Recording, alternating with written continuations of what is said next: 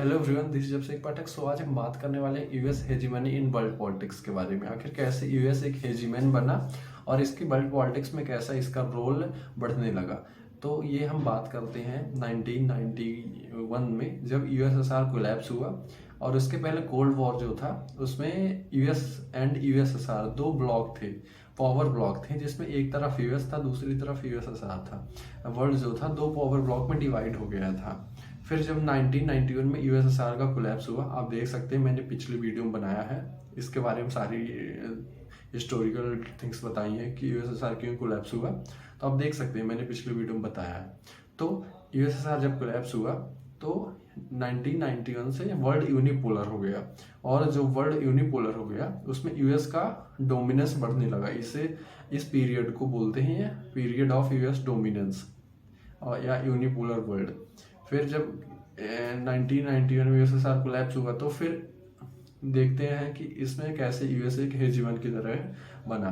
तो अगस्त 1990 में इराक, एक मिडिल ईस्ट कंट्री, उसने कुवैत को इन्वेड कर दिया और उसका काफ़ी पार्ट एनेक्स कर लिया। तो उस समय यूएस के प्रेसिडेंट थे एच.डब्ल्यू. बुश, और ये एच.डब्ल्यू. बुश रिपब्लिकन पार्टी के थे। ठीक है, तो इन्होंने इराक को इन्वेड कर दिया, इराक को इन्वेड किया और उसको डिफीट कर दिया।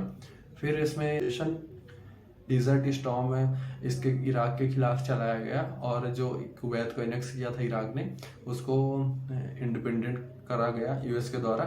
तो इसमें अब क्या हुआ कि जो नेक्स्ट प्रेसिडेंशियल इलेक्शन हुए यूएस में, तो उसमें एच.डब्ल्यू. बुश जो थे उनके मिलिट्री एक्शन के कारण उनको हार का सामना करना पड़ा, क्योंकि मिलिट्री एक्शन में यूएस को जो टैक्स पेयर थे उन्होंने कहा कि हमारा पैसा तुम दूसरी कंट्री में लगा रहे हो। तो यूएस का काफ़ी जो एच.डब्ल्यू. बुश थे उन्हें हार का सामना करना पड़ा, और 1992 में bill Clinton next US president बनते हैं। अब देखते हैं कि बिल क्लिंटन की क्या पॉलिसी रही, कैसे इनके प्रेसिडेंट के फेज में यूएस का डोमिनेंस बढ़ा। तो बिल क्लिंटन जो थे यूएस के प्रेसिडेंट थे 1992 से 1996 तक रहे, फिर 1996 में भी जीते, और 2004 तक यूएस के प्रेसिडेंट रहे। तो इसमें क्या होता है कि इनकी जो पॉलिसी थी वो सॉफ्ट पावर को डिनोट करती थी, लेकिन कुछ जगह हमें मिलिट्री पावर भी देखने को मिलता है, जैसे सॉफ्ट पावर डेमोक्रेसी हो गया और ह्यूमन राइट्स हो गया, और वर्ल्ड ट्रेड, ओपन ट्रेड, ये इनको ज़्यादा प्रमोट करते थे। टेररिज्म पर बातें करते थे, क्लाइमेट चेंज पर बातें करते थे, तो इनमें इनका ज़्यादा दबदबा था। लेकिन फिर क्या हुआ, जैसे हमें कुछ मिलिट्री एक्शन भी इनके टाइम पे भी देखने को मिलते हैं, जैसे स्लाविया का एक्शन, जो कोसोवो में अल्बानिया पॉपुलेशन थी, अल्बानीज पॉपुलेशन, उनके खिलाफ डिस्क्रिमिनेशन हो रहा था यूगोस्लाविया के द्वारा, तो यूएस को इसमें मिलिट्री स्टैंड लेना पड़ा। और जैसे bombing of US embassies in Nairobi Kenya जब की गई, तो इसमें अलकायदा का रोल था। तो इसमें अलकायदा का रोल था। तो अलकायदा एक, पता है, इस्लामिस्ट आइडियोलॉजी पर बेस्ड है, एक टेरर ग्रुप है, ऑर्गेनाइजेशन है। तो इसमें यूएस की तरफ से ऑपरेशन इन्फिनिट चलाया गया। काफ़ी सारी क्रूज मिसाइल्स जो अलकायदा के लीडर थे अफगानिस्तान, सूडान जैसे देशों में छिपे थे, उन पर क्रूज मिसाइल्स चलाई गई और अलकायदा के लीडर्स को काफ़ी नुकसान पहुंचाया गया। अब हम देखते हैं, ये 1990 के बाद जो छोटे छोटे फेज है, ये यूएस के डोमिनेंस के छोटे छोटे थिंग्स हैं जो यूएस को आज के यूएस से काफ़ी हेल्प करते हैं। तो हम देखते हैं फिर क्या हुआ।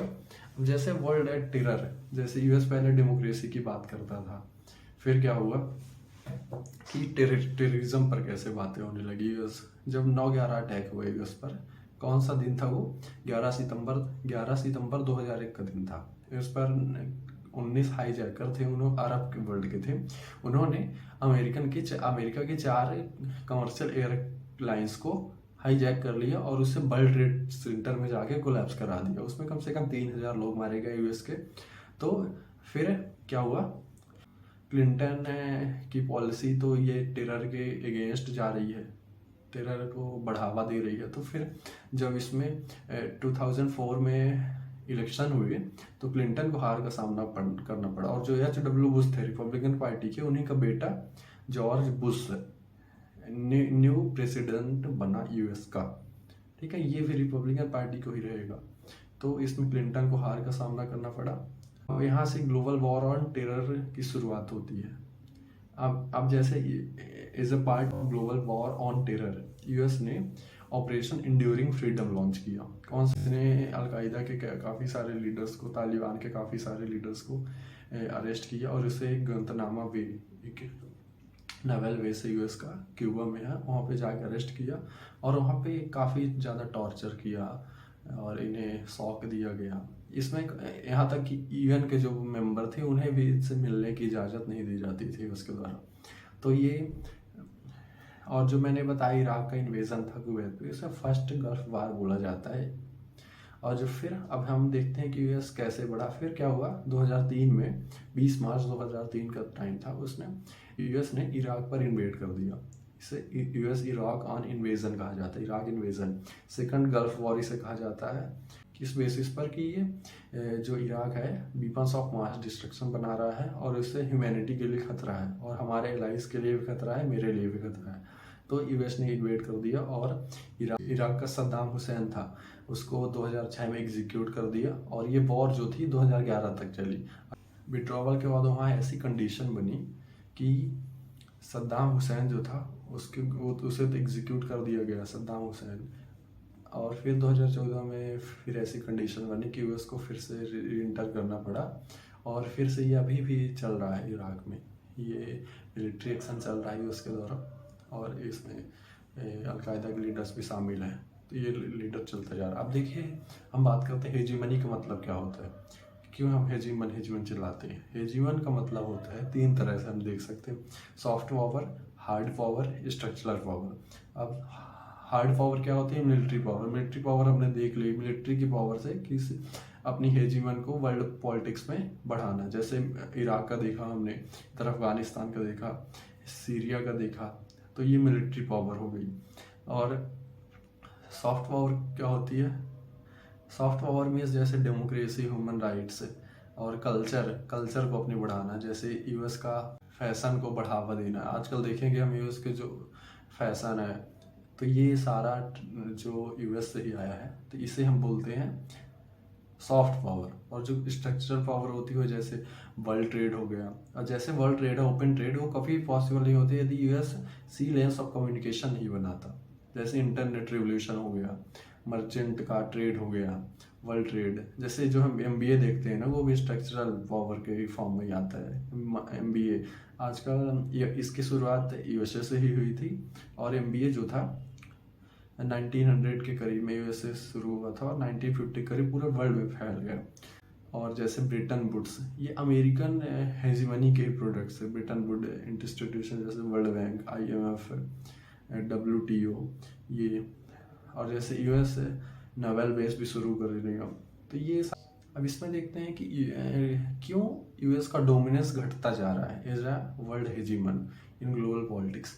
तो इसमें काफ़ी सारे हैं, जैसे नाटो बढ़ता जा रहा है और इसमें कुछ इंटरनल प्रॉब्लम्स भी हैं, डोमेस्टिक प्रॉब्लम्स भी है यूएस की। नॉन स्टेट एक्टर्स जैसे NGO वगैरह बढ़ते जा रहे हैं और मीडिया, मास मीडिया।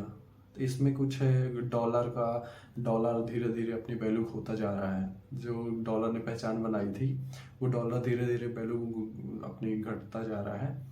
और जैसे चाइना का इमरजेंस हो गया और रसिया का इमरजेंस, इंडिया का इमरजेंस, और जो ग्लोबल साउथ है वो हमेशा एक्सप्लॉइट होता रहा है, तो वो बढ़ता जा रहा है ग्लोबल साउथ, और ग्लोबल नॉर्थ को पूरा कंपटीशन दे रहा है।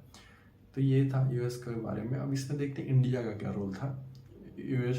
इंडिया का जो कोल्ड वॉर के पहले था, India and US are the opposite sides. ये हमें 1971 के वॉर में दिखता है, जब यूएस अगेंस्ट इंडिया के खड़ा था, पाकिस्तान के साथ खड़ा था। फिर जब 1991 के बाद ओपन इकोनॉमी करी, तो फिर हमें दिखता है कि इंडिया और स्टेट्स के रिलेशन बढ़ते गए और इंडिया के आज के रिलेशन काफ़ी अच्छे हैं, फ्रेंडशिप ट्रीटी है, डिफेंस रिलेशन हमारे काफ़ी अच्छे हैं। और इंडियन अमेरिकन डायस्पोरा वो वहाँ के इकोनॉमी में काफ़ी सपोर्ट कर रहा है, जैसे सिलिकॉन वैली, बोइंग, इसमें काफ़ी ज़्यादा हमारे इंडियन स्टाफ है, इंडियन ओरिजिन अमेरिकन मेंबर्स हैं। तो इंडिया और यूएस के रिलेशन इस समय काफ़ी अच्छे हैं। फिर भी वर्ल्ड पॉलिटिक्स में देखना ये है कि कैसे, यदि वर्ल्ड यूनिपोलर बना रहता है या मल्टीपोलर, ये तो हमें वक्त ही बताएगा। तब तक के लिए जय हिंद।